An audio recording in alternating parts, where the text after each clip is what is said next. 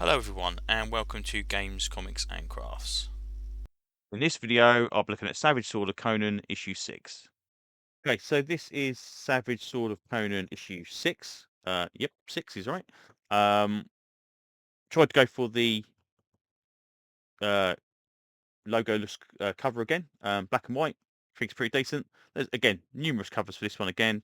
Not gonna lie, this is taking me a little while to get into this one. Savage Sword 5 took a while to read, and Savage Sword 6, I've had this for a couple of weeks or so. And I haven't actually got around to reading it till literally this morning. Um, but it's just some reason I don't know if it's because it's a King Conan story or what, but it just took a little while to get into. But it's not a bad story. It's just don't know. Anyway, doesn't matter. So let's start off with here. We have got end of last issue. Conan basically had encountered this witch lady. The guys had gone around the villages and were basically putting them to death. And Conan now encounters the same kind of briar-faced guys with these masks on, and yeah, it don't go well for him. They basically try and duff him up, um, and it turns out that these guys are not just witchfinders. They are indeed uh, magic users as well, or at least ensorcelled. So Conan, yeah, finds out this guy's incredibly strong, and then he kind of turns out that he's got these powers. He floats in the air, and he's got this kind of stuff as well. And he basically gives him a little history lesson of how he became a well, witch, effectively. Um, yeah, and it turns out because he's got this mark on him, they say, oh, he's been sorcered, we'll kill him as well. But I think they don't want to kill anybody, to be honest. So yeah, he's kind of cleaves this guy in half.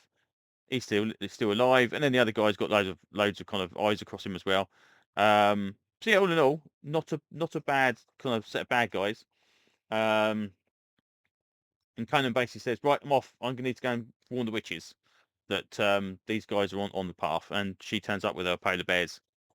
Um, but basically, she kind of okay, I forgot what her name is again. My meme name's terrible. Oh, Xylena.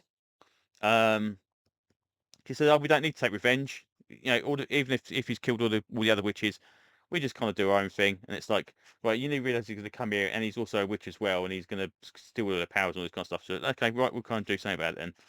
So, Conan apparently she tells Conan that all the things he's defeated in the past that are magical kind of left an imprint on his body, and his kind of blood boils with magic. And if he asks the Earth Mother for a weapon, he'll get a weapon. But Conan said none of it doesn't work. They get out on the polar bears. He doesn't want to ride the polar bears. As they go to the caverns as well, it's like no, Conan's going to sit outside and basically just wait there and kind of doesn't want to be involved in any magic whatsoever. It's probably one of the that's Conan there. That's one of the panels I had trouble figuring out what was going on until we actually realised he was outside. Anyway, um, eventually he kind of says, "That's fine. This is getting silly. I'm going to go inside."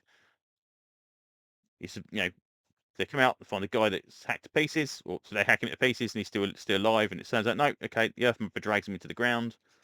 It's like, okay, there's she can summon these kind of either tree branches of knives or stone knives or whatever, and yeah, they basically take the fight to the witch hunters, um, and it doesn't go well for them at the beginning. Conan basically turns out that Conan is ensorcelled, and that's why he can do damage to these things. So she was right in the fact that he's got these kind of magic powers, and now he eventually kind of gets this sword that he kind of generates out of the kind of these powers. But it turns out that he doesn't actually need that sword because apparently the power is always inside him with all his encounters, and he can summon up a blade pretty much from nowhere, and he manages to cleave this thing in half again, and it explodes with a nice explosion, and then all the kind of the witches that he's killed over the past to all their spirits kind of flown out. This is a really nice piece of artwork where everything's in kind of like even though it's grayscale, the witches are kind of slightly paler. I think that's really nice effect. Um, and as he's kind of plummeting to the ground, Xylena comes up with a kind of fairy witch wings and grabs him off. and then there's a bit of aerial shenanigans, and Conan just kind of decides he's going to stay there for a little while, and then eventually it's like, nope, it's not going to happen. I'm gonna leave. I will definitely return, and it turns out she's pregnant. And then many years later, apparently we've got King Con here, which is Conan's son. He is Conan apparently disappeared off into the wilderness, as it mentions here, and King Kong goes back to the same mountains. It's like, okay, there's definitely witches were killed out of here, but there is said for this giant of a man who's apparently a warlock who's kind of been seen in the areas. With Conan gone and disappearing into the Western Ocean, um, it seems that Conan's son is this warlock, and so Conan's got a second son. Now again, um, I don't know anything about the original Howard stuff. I've only been reading the Conan comics and stuff like that. I don't know if it's in canon, not canon. It's technically is now because it's in here. But yeah, that's pretty cool. He's got a warlock son. Again, it's so far in the future of Conan's thing. It's not going to interfere with his uh, stories anyway, so it doesn't make too much of a difference. Yeah, all in all, it's not a bad story. It's just for some reason, it just took me a little while to get into it. I don't know if because it's not. It's there's a lot of kind of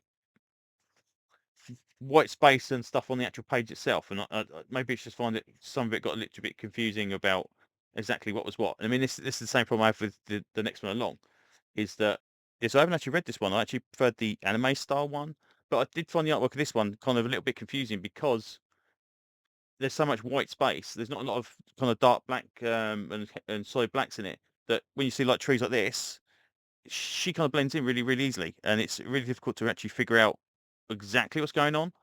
But I'll get around to reading it, same as I will the Solomon Kane stuff. So anyway, that's issue 6.